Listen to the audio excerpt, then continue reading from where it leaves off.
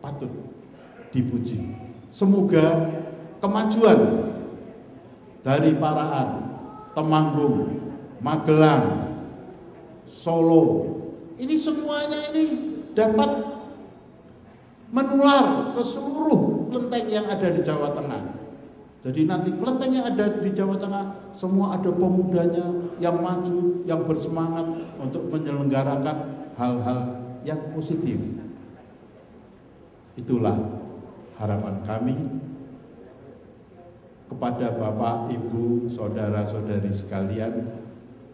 Mohon maaf apabila di dalam penyelenggaraan ini banyak kekurangan, karena mereka adalah anak-anak muda baru pertama kali ini menyelenggarakan event demikian. Jadi mohon dimaafkan dan dimaklumi. Tidak untuk mempersingkat waktu dengan mengucapkan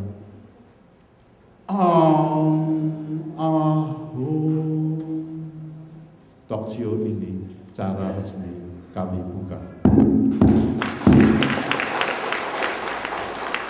Om Mani Padme Hum, mekarlah permata teratai suci. Sadu, sadu, sadu. Terima kasih kepada Bapak Suhandoko Tanu Subroto. Kita akan masuk dalam sesi pertama talk show dengan tema mengenal pilar-pilar budaya Tionghoa. Kepada Bapak Ardian Cangyanto selaku pembicara dengan moderator Saudari Ciu Aili. Waktu dan tempat dipersilahkan. Terima kasih. Ada baiknya mungkin kita tunggu pembicara sebentar karena pembicara Pak Ardian, kami persilahkan untuk duduk di atas panggung. Sebelumnya kami ucapkan terima kasih kepada Bapak, Ibu, serta rekan-rekan sekalian yang pagi hari ini telah berkenan hadir untuk mengikuti acara talk show mengenal pilar-pilar budaya Tionghoa di TITD Darmanugraha Paraan. Ada baiknya mungkin akan saya ceritakan sedikit mengenai latar belakang kami Angkatan Muda Hot Etong Paraan menyelenggarakan acara ini.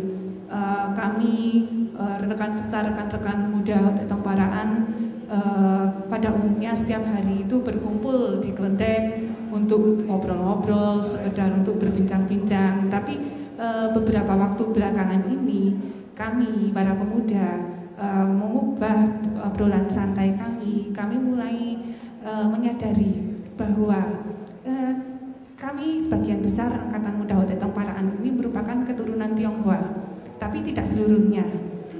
Kita sendiri sebagai keturunan Tionghoa kadang memandang tradisi itu, kita tidak tahu mengenai makna-makna yang ada di belakangnya atau di baliknya. Padahal dalam budaya Tionghoa itu terkandung banyak makna filosofi yang begitu indah, begitu luhur. Karena itu rekan-rekan mulai berpikir bagaimana caranya kita bisa belajar mengenai makna-makna yang terkandung dalam budaya Tionghoa tersebut. Karena itu setelah melalui perundingan yang cukup lama dan cukup panas juga, akhirnya kami memutuskan untuk mengadakan acara talk show mengenai pilar-pilar budaya Tionghoa ini dengan mengundang dua pembicara yang kami cukup kenal akrab di kalangan muda-mudi kelenteng. Yang pertama kami mengundang Bapak Ardian Cangyanto. Selama ini kami mengenal Bapak Ardian Cangyanto itu cukup dekat, terutama melalui forum Facebook. Ya. Akan saya perkenalkan sedikit mengenai Pak Ardian Cangyanto ini. Pak Ardian Cangyanto saat ini bermukim di Bogor. Beliau merupakan salah satu pemerhati budaya Tionghoa di Indonesia, dan beliau ini sangat peduli terhadap kelestarian dan masa depan perkembangan budaya Tionghoa di Indonesia. Saat ini kesibukan beliau juga menjadi salah seorang pengelola web dan milis budaya Tionghoa yang banyak memuat artikel-artikel serta pengetahuan-pengetahuan mengenai budaya Tionghoa. Selain itu, selain melalui forum web dan milis tersebut, beliau juga banyak melakukan diskusi terbuka untuk mencari informasi serta bertukar pengetahuan dengan sesama anggota grup atau sesama pemerhati budaya. Bapak Ardian Cangyanto juga sudah sering menjadi pembicara dan moderator dalam berbagai seminar, baik di Semarang, di Bandung, atau di Jakarta maupun Surabaya. Di antaranya mungkin saya sebutkan saja yang paling baru ini, pernah menjadi pembicara seminar Adi Kodrati, Ketuhanan Menurut Taoisme di Semarang pada tahun 2011, seminar Makna dan Tujuan Jebyo di Semarang tahun 2011, serta pernah bekerja sama dengan Angkatan Muda Tridharma Jawa Tengah di Banyumas pada tahun 2011 dengan mengangkat tema Benarkah Budaya Tionghoa Itu Kuno. Terakhir pada tahun 2012 ini beliau telah beberapa kali ya Pak Ardian mengadakan seminar di Semarang kemarin tentang Seluk-Beluk Taksin serta mengenai eksorsisme atau pengusiran setan. Beliau sendiri telah berkecimpung dalam dunia budaya Tionghoa ini sejak mulai tahun 2004 ya. 2003. Nah, harapan beliau ini sebenarnya Pak Ardian ini ingin mendedikasikan dirinya untuk membagikan pengetahuan yang beliau miliki kepada orang lain, terutama khususnya kepada generasi muda, karena harapan beliau generasi muda keturunan Tionghoa ini adalah pewaris dari budaya yang begitu agung. Waktu dan tempat saya rasa akan saya persilakan kepada Pak Ardian untuk melanjutkan. Terima kasih.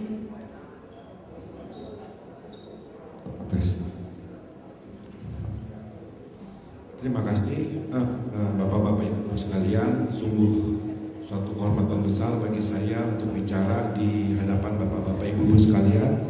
Juga saya ucapkan terima kasih kepada seluruh panitia yang mengadakan acara seperti ini, juga kepada Bapak Wiratno selaku Ketua DITD Parakan, juga kepada Bapak Suhandoko sebagai Wakil Ketua Umum TITD di Jawa Tengah. Memang saya itu di dunia maya itu dikenalnya galak, sadis, kejam. Itu salah satunya korban saya Aili ini.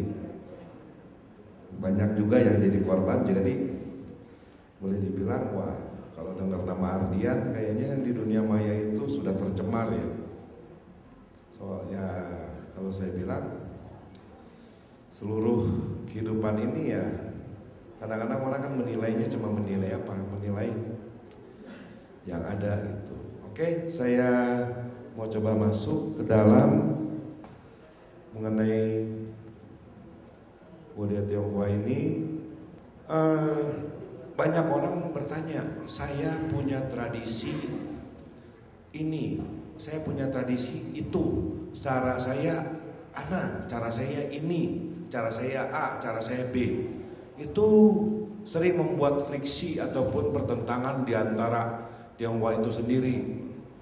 Contoh yang paling sederhana, itu di satu tempat itu salah satu pengurus tanya sama saya, Pak, kalau orang sembahyang kepada Tuhan perlu pakai tebu enggak? Ya, saya bilang ya tergantung.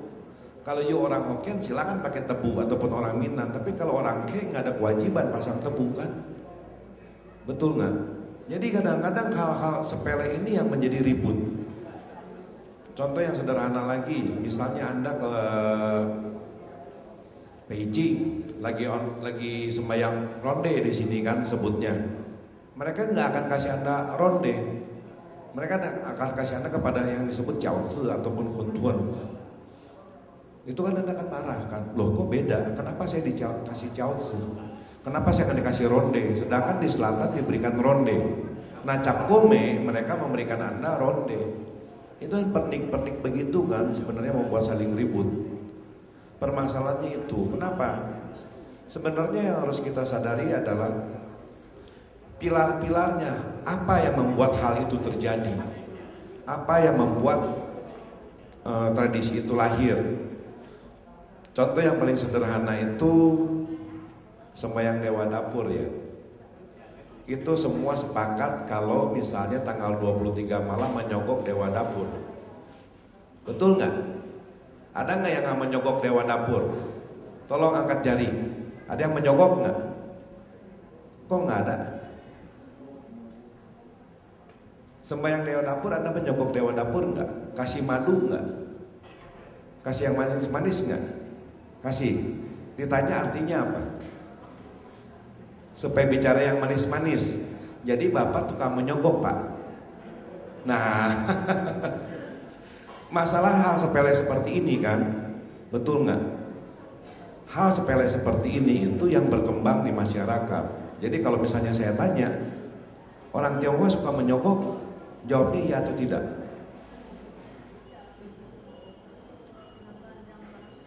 Nah, ini contoh-contoh sederhananya. Karena apa? Karena konsepsinya itu yang bisa membuat orang salah tafsir. Padahal memang nggak ada istilah menyogok sebenarnya. Karena apa? Karena banyak cerita mengenai dewa dapur itu, beliau itu kebal sogokan, anti disogok gitu. Jadi kalau Anda masih beranggapan memberikan permen supaya dibicara manis, nggak membicarakan yang jelek-jelek, saya rasa lebih baik zaman sekarang kita kasih sabu-sabu ya, lebih ampuh kan, daripada cuma sekedar permen. Ataupun kalau zaman Hang itu mulutnya sampai dijahit itu.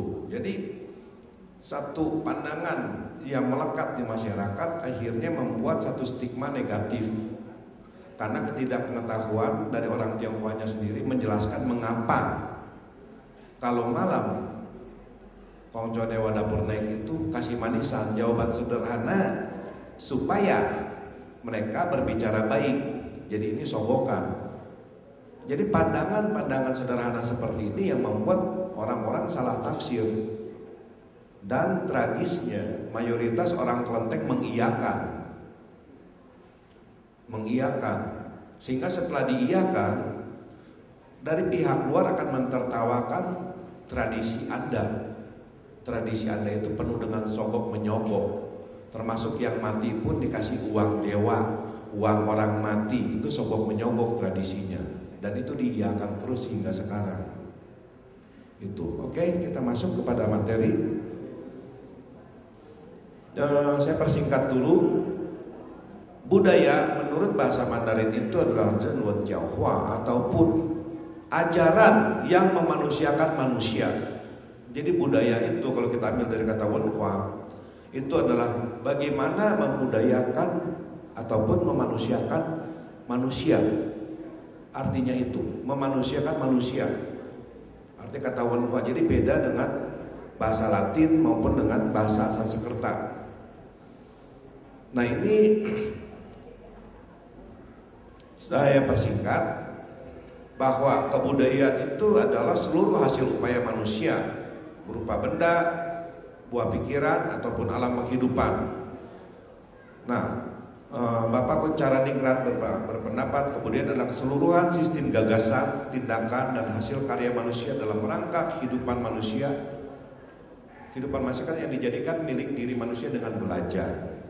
Jadi mirip-mirip dengan konsep Wenhua itu. Nah, saya artikan itu Wenhua itu ada Zhenwen Jiaohua ataupun humanistic education.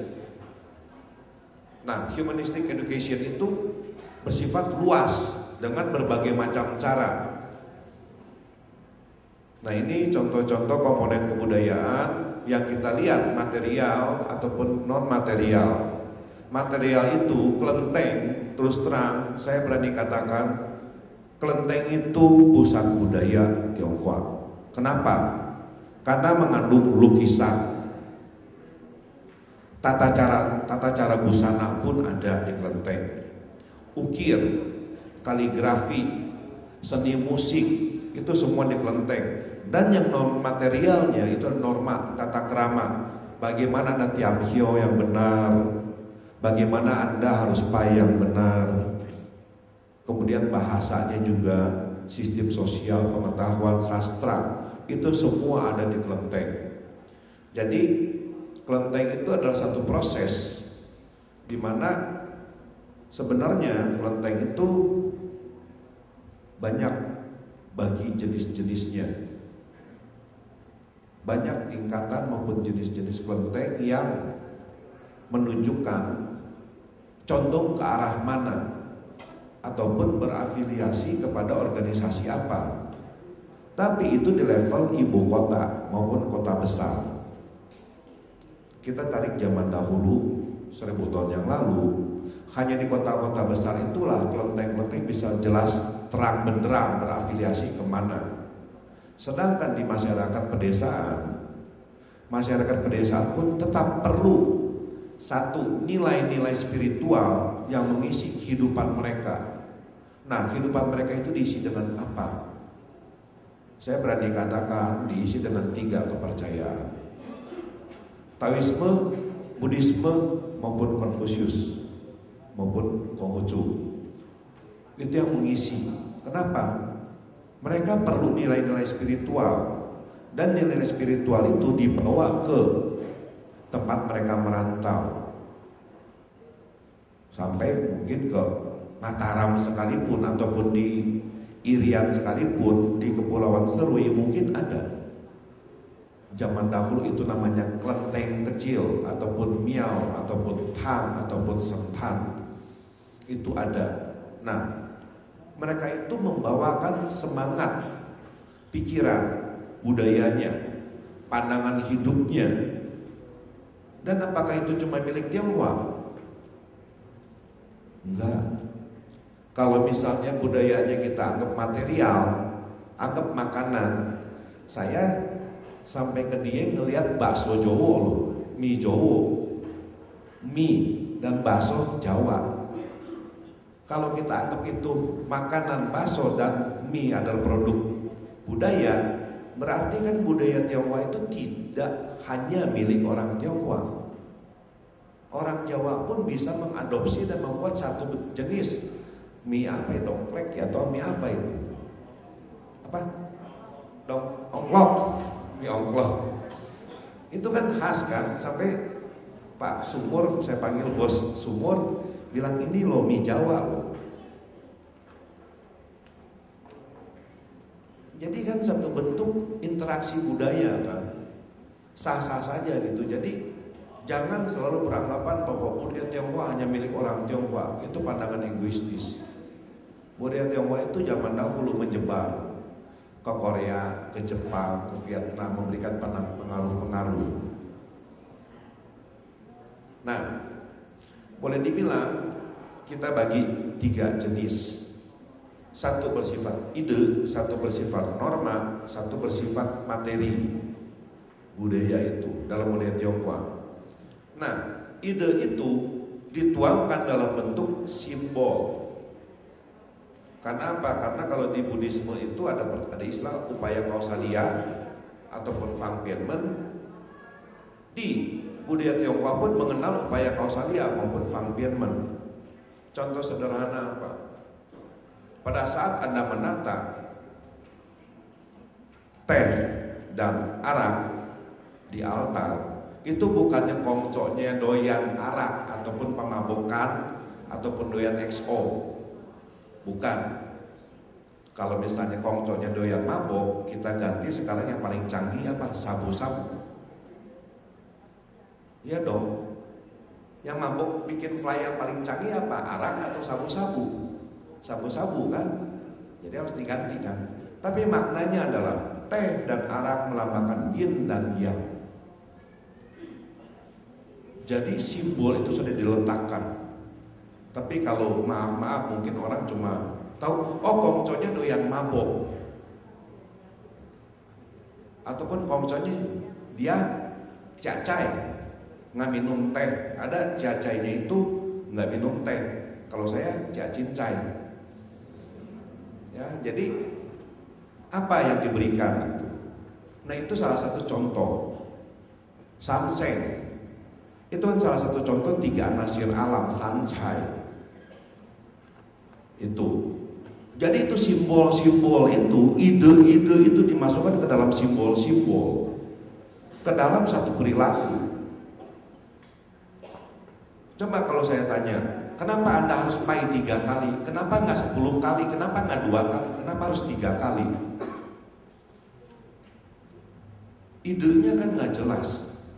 Kenapa? Karena ada banyak cara penyampaian pengetahuan. Pertama melalui melalui tulisan, kedua melalui oral, pembicaraan, ketiga melalui apa?